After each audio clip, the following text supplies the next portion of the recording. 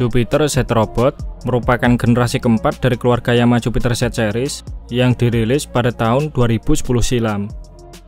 Ditugaskan untuk meneruskan kiprah sang legenda Jupiter Z Burhan, Yamaha memberikan perubahan signifikan pada generasi keempat Jupiter Z Series ini, mulai dari perubahan mesin dari semula 110 cc menjadi 113 cc, sampai perubahan total pada sektor desain yang menampilkan banyak lekukan, sehingga berkat adanya banyak lekukan ini, Jupiter Z generasi keempat seringkali disebut sebagai Jupiter Z Robot.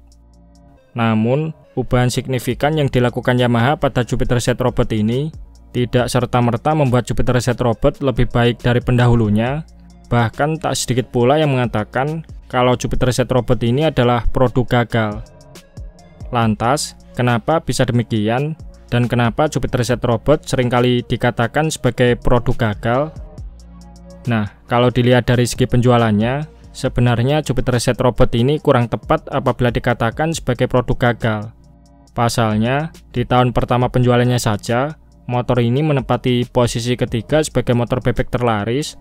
Bahkan sampai akhir masa baktinya, Jupiter Z Robot masih termasuk dalam 10 besar jajaran sepeda motor dengan angka penjualan terbanyak di Indonesia. Beberapa fitur menarik, seperti pembuka jok menjadi satu dengan kunci depan, headlamp AHO, panel speedometer 3D, varian warna atraktif, dan juga tampilan desain baru dengan lampu depan bergaya YZF-R1, mungkin menjadi salah satu daya tarik Jupiter Z Robot yang membuatnya diminati oleh banyak orang pada waktu itu. Namun walaupun secara penjualan Jupiter Z Robot tidaklah buruk, ada beberapa hal dari Jupiter Z Robot yang dinilai sebagai downgrade jika dibandingkan generasi sebelumnya. Di antaranya seperti kualitas bodinya yang dinilai kurang bagus, dan salah satu yang sering dialami adalah stop lamp belakangnya yang kerap oblak, sehingga menimbulkan suara berisik yang agak mengganggu. Keluarga Jupiter Z sendiri identik sekali dengan motor bebek yang cukup mudah dimodifikasi untuk kebutuhan balap road race. Namun agak berbeda dari Jupiter Z Burhan, generasi Jupiter Z Robot ini jarang sekali dipakai untuk kebutuhan balap karena beberapa alasan. Meskipun Yamaha menyematkan kapasitas mesin lebih besar dengan merubah stroke-nya menjadi lebih panjang dan ukuran piston lebih kecil, akan tetapi output tenaga yang dihasilkan mesin Jupiter Z Robot ternyata lebih kecil dari Jupiter Z Burhan, di mana untuk Jupiter Z Robot hanya mampu menghasilkan 8 horsepower pada 7.500 rpm dengan torsi puncak 8,3 Nm di 4.500 rpm, sementara Jupiter Z Burhan dengan mesin 110 cc-nya diklaim mampu memuntahkan tenaga sebesar 8,7 horsepower di 8.000 rpm dengan torsi 9 Nm di 5.000 rpm. Selain tenaganya yang kecil, akselerasi mesin Jupiter Z Robot dinilai tidak sebagus Jupiter Z Burhan. Pasalnya motor ini tidak lagi menggunakan kopling model pair seperti generasi Jupiter Z sebelumnya, melainkan menggunakan kopling tipe diafragma, yang mana jenis kopling ini kurang begitu responsif dalam menyalurkan tenaganya. Selain itu, secara ketahanan material, blok silinder Jupiter Z Robot tidak sekuat generasi Jupiter Z 5TP, dan karena alasan inilah, Jupiter Z Robot memerlukan banyak modifikasi agar lebih siap dipakai balap.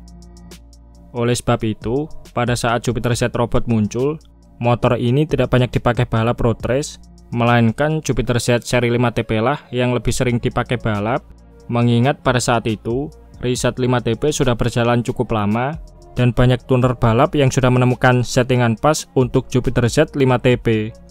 Sehingga para tuner balap tetap stay di Jupiter Z 5TP karena tidak perlu susah-susah meriset mesin baru dari awal yang memerlukan banyak waktu dan menelan banyak biaya. Kemudian hal yang cukup menyebalkan dari motor ini adalah penyakit bawaannya, yaitu susah hidup ketika mesin dingin atau ketika sudah lama tidak dipakai.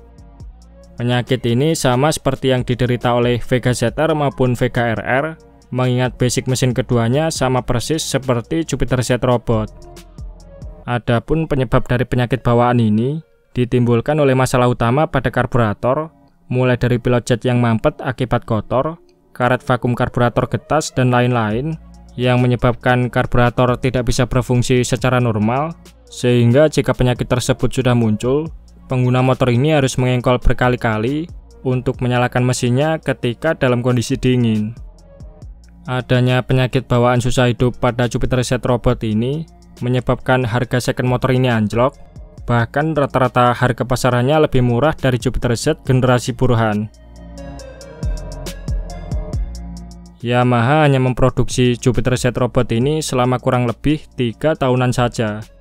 Reputasi Jupiter Z Series yang mulai menurun di era Jupiter Z Robot akhirnya diperbaiki Yamaha pada generasi Jupiter Z1 alias Jupiter Z Injeksi yang dirilis pada tahun 2012.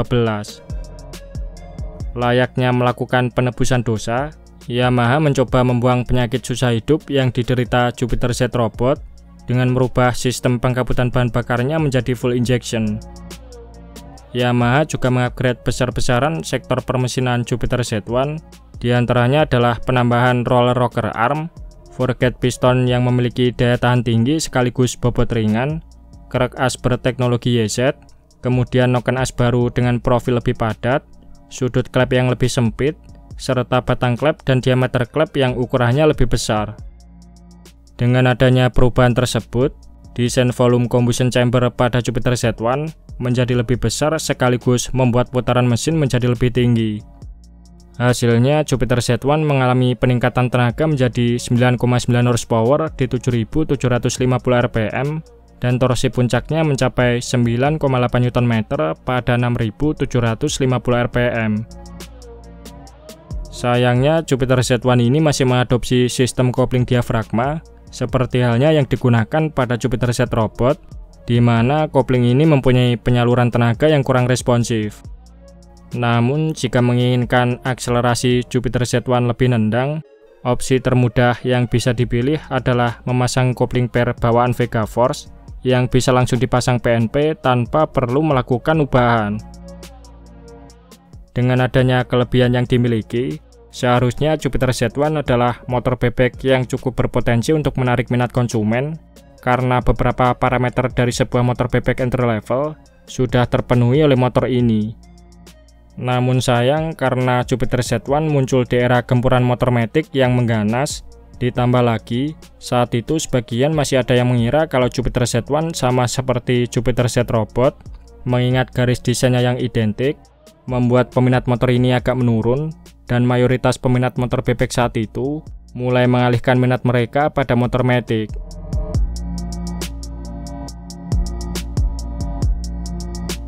Kegagalan Jupiter Z Robot bukan karena motor ini tidak laku di pasaran, melainkan lebih tepatnya disebabkan karena motor ini lebih rewel atau tidak sebandel generasi Jupiter Z terdahulu. Ditambah lagi secara performa, mesin motor ini juga kurang begitu mumpuni untuk kebutuhan balap, tidak seperti generasi terdahulunya, terutama untuk seri Jupiter 5TP, yang sampai sekarang masih banyak tuner mesin yang mengandalkannya untuk berbagai kebutuhan balap.